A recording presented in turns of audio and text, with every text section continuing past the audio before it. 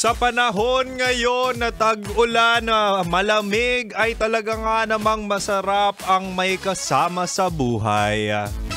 Ang daming tao ngayon, jowang-jowa pero ayaw ng label.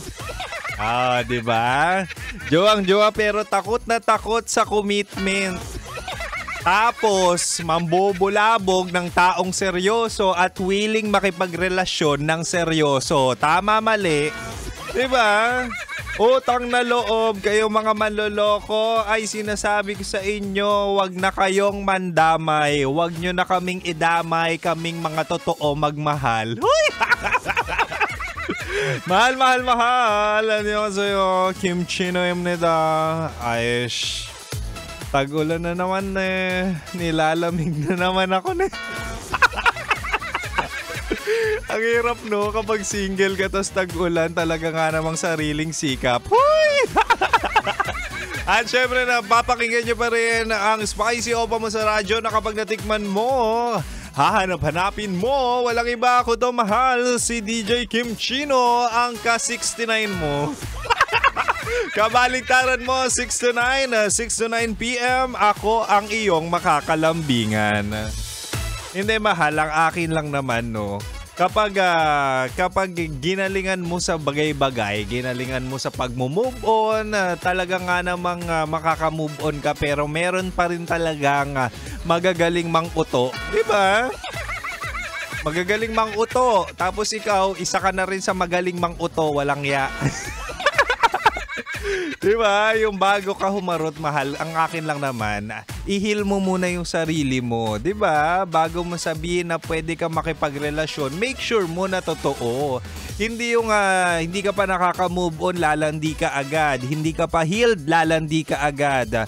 Gusto mo yung laro-laro lang. Ang daming ganyan. Yung tikim lang ng tikim, ayaw naman mag-commit.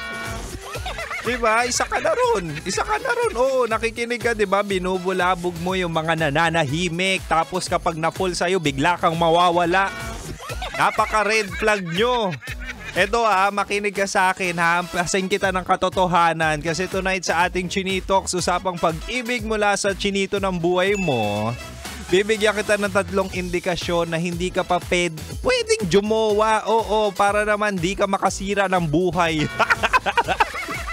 Umpisa na natin. Una, huwag ka muna magjowa kapag selfish ka. Ito makasarili. Yun sa Tagalog. Sarili mo lang lagi inuuna mo. Gusto mong mahalin ka pero ayaw mo mag-adjust. 'Di ba? Gusto mong mahalin ka pero hindi ka nag-a-adjust sa mga bagay-bagay. Gusto mo laging pabor sa'yo. At kapag may conflict, gusto mo ikaw lagi sinusuyo kahit ikaw naman yung problema. Ayan yung sinasabi kong gusto mo lang convenient. Gusto mo ikaw hinahabol. Gusto mo ikaw lagi kinakausap. Pero marami ka namang kausap. Napaka-toxic kaya nung ganyan. Yung self-centered, selfish. Tapos kapag nakahanap ng type nila, iiwan yung nagmahal sa kanila ng totoo. Napakadami yung manluloko. Ganyan yung ex ko. Ganyan yung ginawa kay Kim Chino. Kaya ang ending hanggang ngayon may trust issues ako. Huy!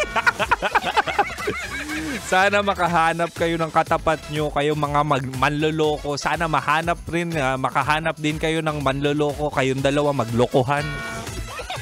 Anyway, kung hindi ka pa ready, Huwag kang mandamay ng mga taong willing na mag-commit at willing na mag-settle sa pangmalakasan at seryosong relasyon, ha? And anyway, isang senyalis pa lang yan or indikasyon na hindi ka pa ready magjowa, no? Meron pa akong 2 bala dito, kaya dito ka lang kay Kim Chino. Hanggang 9 p.m. pa ako, hanggang 9 p.m. pa ang Chinitox.